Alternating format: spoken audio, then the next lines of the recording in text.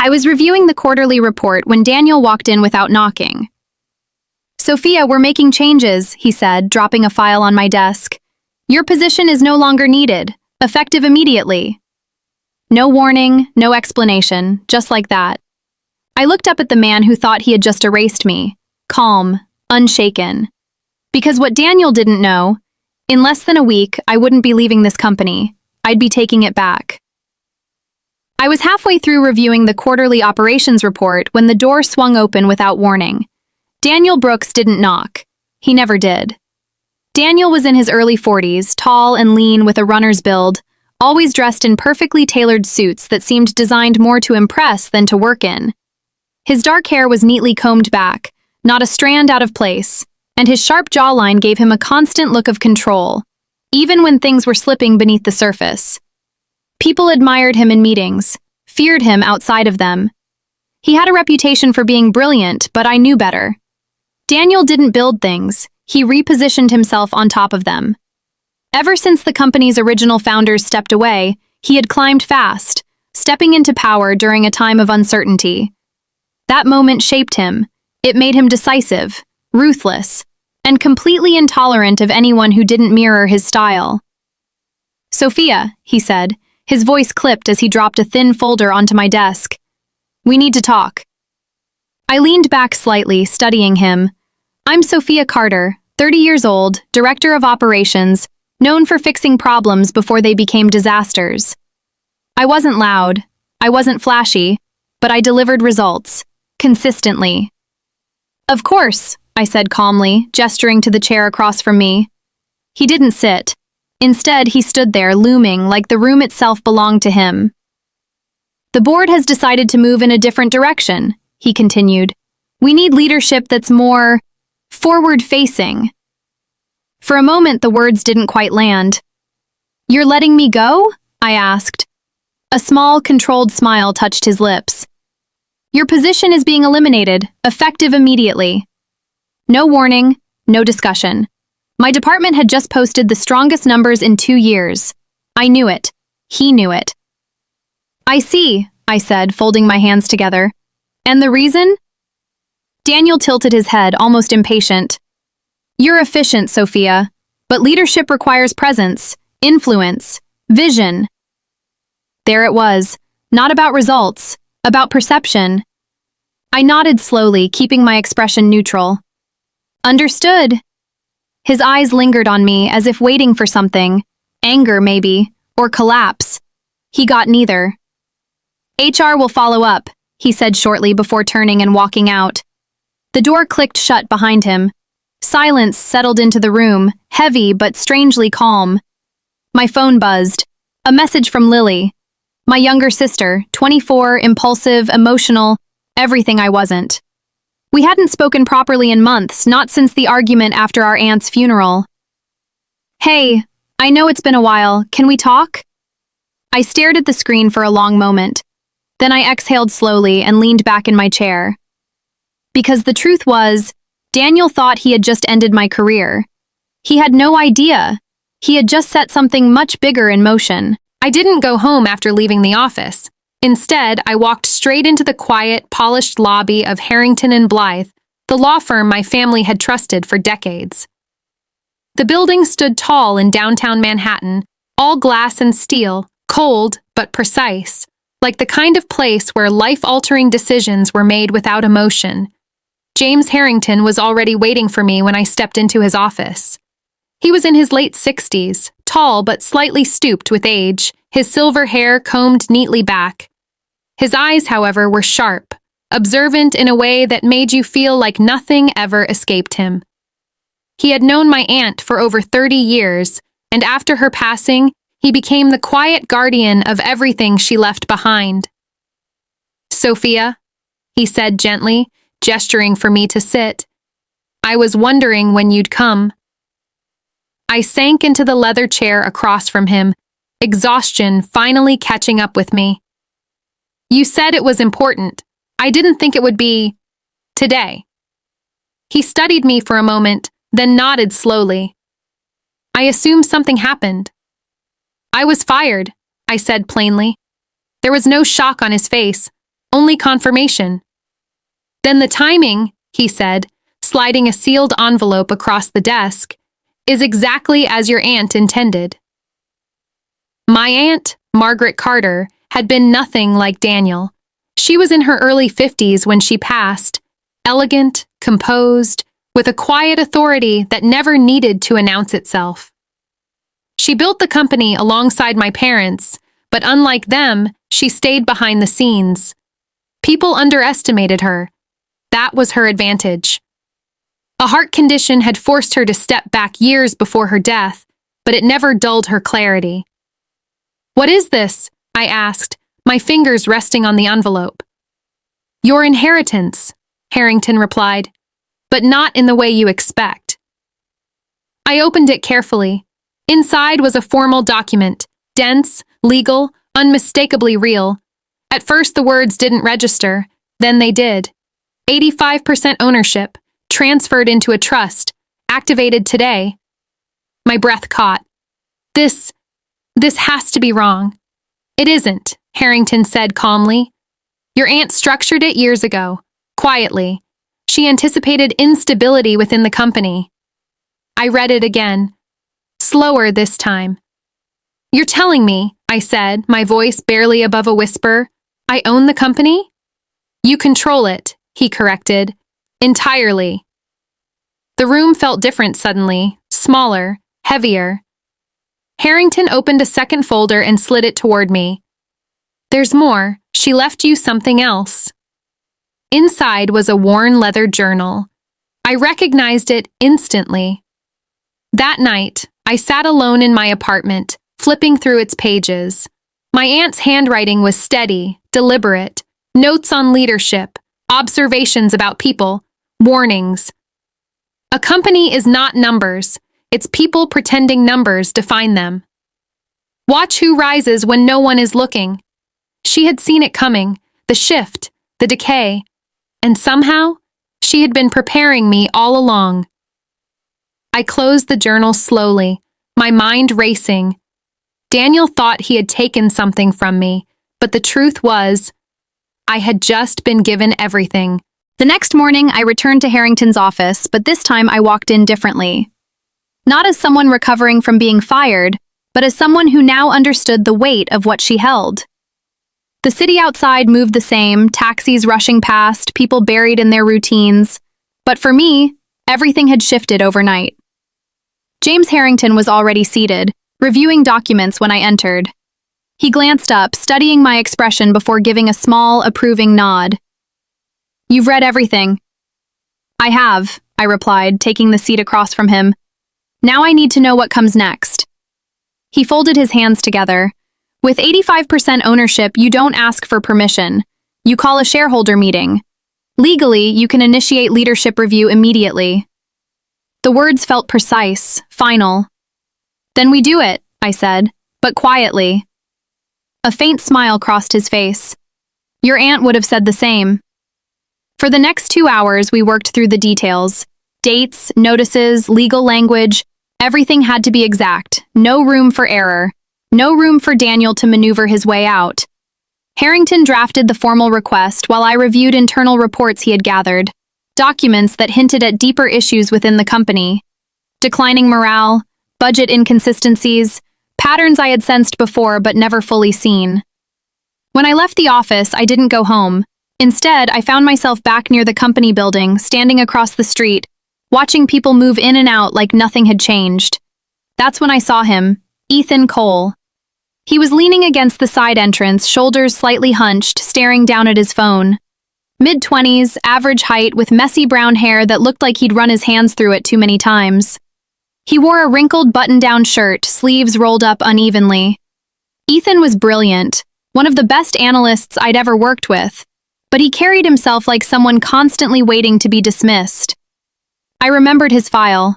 Top performance scores, no promotion, repeatedly passed over. "Ethan?" I called out. He looked up, startled. "Sophia?" There was confusion in his eyes, and something else, hesitation. "I heard..." He trailed off, unsure how to finish. "Yeah," I said simply. "You heard right." He shifted awkwardly. That doesn't make sense. You're the only reason half of us knew what we were doing.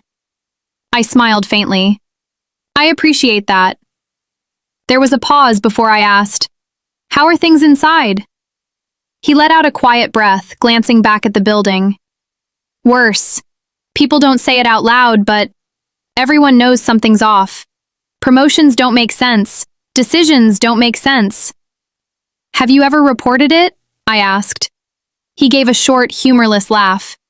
To who? That told me everything. I studied him for a moment, then made a decision. I might be able to change that, I said. He frowned slightly. How? Not yet, I replied. But when the time comes, I may need someone who sees things clearly. Ethan hesitated, then nodded slowly. If it means fixing what's broken, I'm in. As I walked away, I pulled out my phone and typed a short message to Harrington. Prepare the notice. Because this wasn't just about reclaiming power anymore. It was about rebuilding something that had been quietly falling apart. I disappeared on purpose. No emails, no calls, no dramatic exit. By Monday morning, it was as if I had never existed inside those glass walls. I knew how offices worked, how quickly silence fills the space where someone used to be, how easily people move on when there's no resistance. That was exactly what I wanted. Let Daniel believe I was gone. Let him settle into that certainty. Instead of stepping back into the world I had just been pushed out of, I created distance. I worked from my apartment, a quiet loft in Brooklyn filled with soft light and unfinished thoughts. The kind of place where you could think clearly if you allowed yourself to. Every morning, I reviewed documents Harrington had sent over, financial reports, internal complaints, performance inconsistencies. Patterns became clearer the longer I looked. Daniel hadn't just shifted direction, he had reshaped the company in ways that prioritized control over sustainability. By midweek, the rumors had started. I knew because Ethan texted me. People are saying you quit. Daniel hasn't mentioned you once. I stared at the message for a moment before replying. Let them talk. That was the point. Silence wasn't weakness. It was space. Space for Daniel to overextend. Space for the truth to surface without interference. Later that evening, my phone buzzed again. Lily. I hesitated before opening the message. Hey, I didn't know you got fired. Are you okay? Lily Carter, my younger sister, had always been the opposite of me. Where I was controlled, she was impulsive. Where I calculated, she felt everything deeply. At 24, she was still figuring things out, moving between jobs, chasing meaning instead of stability. After our aunt's funeral, we had argued about responsibility, about the company, about what staying or leaving really meant. And then, we stopped talking. Until now. I'm fine, I typed back. Just figuring things out. The reply came almost instantly. You don't have to do that alone. I leaned back against the couch, reading those words again. It wasn't an apology, not exactly, but it was something softer, a bridge maybe. Over the next few days, our messages stayed simple, short check-ins, small updates, no heavy conversations, no revisiting the past, just presence. And somehow, that mattered more. By Friday, everything was ready. Harrington had finalized the documents. The notice was prepared. All it needed was my approval. I stood by the window, looking out over the city as the sun dipped below the skyline. Daniel thought I had disappeared, but the truth was, I had never been more present. I picked up my phone and sent one final message. Send it. Tuesday morning arrived colder than expected, the kind of sharp, clean air that makes everything feel more real. I stood outside the building for a moment, staring up at the glass facade that had once defined my routine. Today, it looked different. Smaller somehow. Inside, nothing had changed, and yet everything had. I walked past the front desk without stopping. The receptionist, a young woman named Claire, early 20s, blonde hair pulled into a tight bun, always polite but visibly nervous under pressure, looked up in surprise. Sophia? She asked softly, unsure whether she was supposed to acknowledge me. I gave her a small nod and kept walking. The boardroom was already in session, Voices murmured behind the closed doors, confident, unaware. I didn't hesitate. I pushed the door open and stepped inside. Silence fell almost instantly. Daniel stood at the far end of the table, mid-sentence. His expression froze when he saw me. For a brief second, something unfamiliar crossed his face. Not anger, not control. Uncertainty. "Sophia?" he said slowly, recovering. "This meeting is restricted." I didn't respond right away. Instead, I walked forward, placing a folder on the table with quiet precision before taking a seat at the head. "I know," I said calmly. "That's why I'm here." There were 8 people in the room. Board members, senior executives. Among them was Richard Hayes, a man in his late 50s with broad shoulders and a calm, deliberate demeanor. He had been with the company long before Daniel, respected but increasingly sidelined. His sharp blue eyes moved from me to the folder in front of him. "What is this?" he asked. "Ownership documentation," I replied. 85% controlling shares, transferred to me through a private trust. The room shifted. Not loudly, but unmistakably. Daniel let out a short laugh, though it didn't reach his eyes. "That's not possible." "It is," I said simply. At that moment, the door opened quietly behind me. Ethan stepped in, hesitating just inside the frame. He looked different than the last time I saw him, still slightly disheveled, but there was a steadiness in his posture now. In his hands was a tablet. "I was asked to deliver these," he said, his voice tight but controlled. He placed the device on the table and stepped back. "Internal performance data," I continued. "Employee retention reports, financial discrepancies, executive spending logs." Daniel's expression hardened. "You're overstepping." "No," I said, meeting his gaze evenly. "I'm correcting oversight." Richard Hayes opened the file in front of him, scanning quickly. His jaw tightened almost imperceptibly. Around the table, others followed.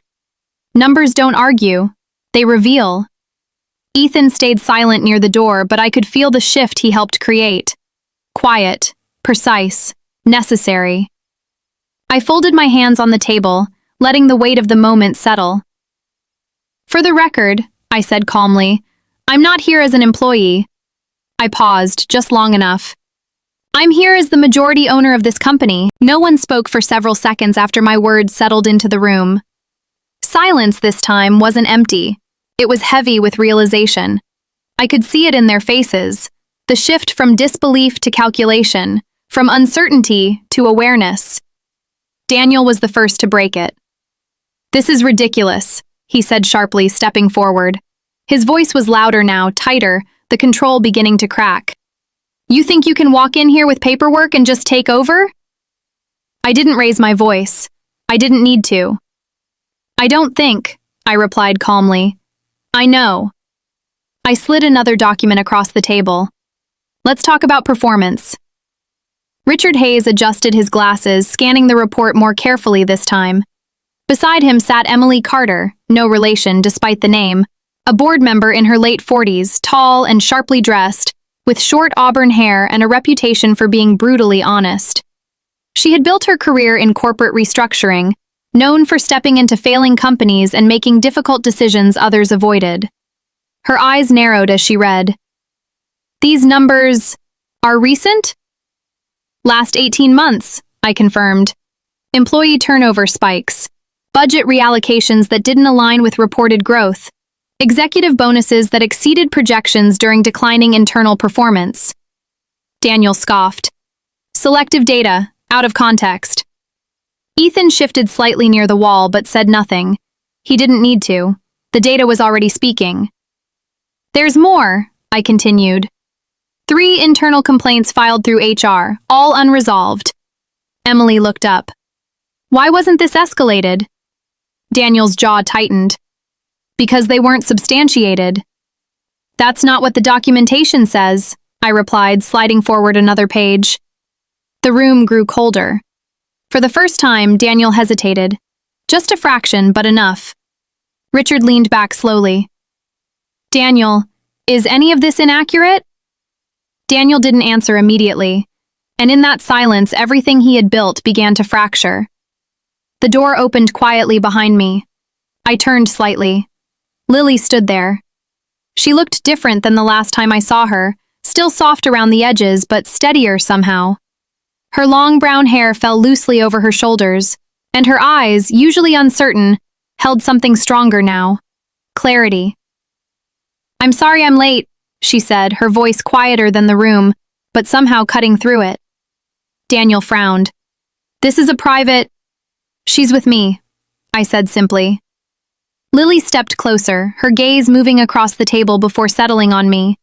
She gave a small nod. Not dramatic, not emotional, just certain. That was enough. I turned back to the board.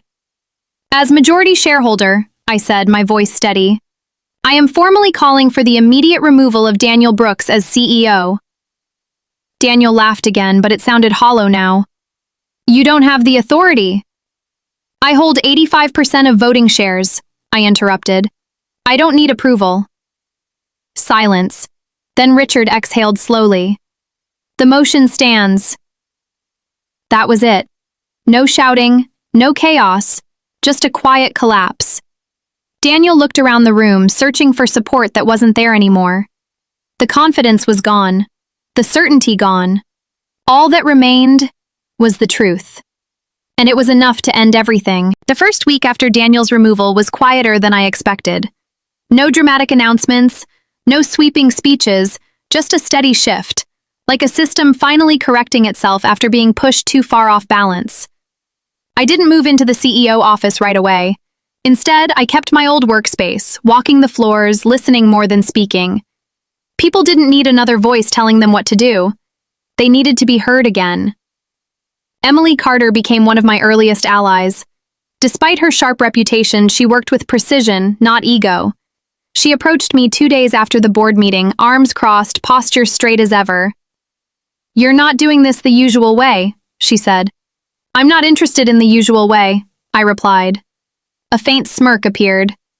"Good, because the usual way is what got you here." We worked closely after that. Emily helped restructure leadership layers, removing redundant roles, flattening communication lines, and ensuring accountability didn't disappear into hierarchy. She wasn't warm, but she was fair. And right now, that mattered more. Ethan was the first internal promotion I made. When I called him into a meeting, he looked like he expected bad news out of habit. He sat stiffly across from me, hands clasped too tightly. "I need someone to lead data integrity and internal reporting," I said. He blinked. "You mean, fix it?" "I mean rebuild it," I corrected. Ethan hesitated. "Why me?" "Because you already know where it's broken," I said. For a moment, he just stared at me. Then something shifted, confidence, maybe for the first time. "Okay," he said quietly. "Then I won't let you down." Outside of work, things were changing too. Lily and I started meeting in person again. At first, it was just coffee, short, careful conversations that stayed on safe ground. She still had that same emotional openness, but now there was more balance to it, more intention. One evening, sitting across from me in a small cafe, she finally said it. "I didn't understand before. About the company. About you." I didn't interrupt. "I thought you were choosing it over everything else," she continued. "But you were trying to protect something." I nodded slightly. "I still am." She smiled, softer this time. "Then maybe I can help now." And for the first time in a long while, it didn't feel like distance between us anymore. Back at the office, the changes began to show. Conversations were more open. Feedback moved upward instead of getting buried. People stayed later, but not out of fear, out of purpose. It wasn't perfect, not yet. But it was real. And that was where rebuilding always started. 1 year later, I stood in front of the same building that once felt like a battleground. Now it felt different. Not because the structure had changed, but because the people inside it had. I walked through the lobby, and this time no one looked uncertain. Claire, no longer nervous behind the desk, greeted me with an easy confidence. Her posture was straighter, her voice steadier. Growth didn't just happen at the top. It echoed through everyone willing to step into it. Upstairs, the office felt alive. Conversations weren't hushed anymore. Laughter wasn't rare. Even the small details had shifted, desks personalized, whiteboards filled with ideas instead of corrections. Ethan had transformed the most. Now leading the data integrity division, he carried himself differently, still thoughtful, but no longer hesitant. His once wrinkled shirts were replaced with simple, clean lines, but it wasn't the clothes that changed him. It was the way he spoke. Direct. Certain. During a quarterly review, he stood beside me presenting performance metrics. Retention is up 38%, he said, voice steady. But more importantly, internal reporting is now fully transparent. That word, transparent, meant everything. Emily remained as sharp as ever, but even she had softened in subtle ways. Not in her standards, those remained uncompromising, but in how she delivered them. She challenged people, but she also listened. "You've done something rare," she told me once, standing by the window after a long meeting. "You didn't just fix the company, you changed how it thinks." I didn't answer right away, because I knew I hadn't done it alone. Later that evening, I met Lily outside a small community center downtown. She waved as I approached, her smile open and warm in a way I hadn't seen in years. We had spent months working together to build something new. The Carter Initiative, a fund designed to support young women entering business, especially those without access or mentorship. "You're late," she teased lightly. "You started without me?" I replied. "Of course," she said, laughing.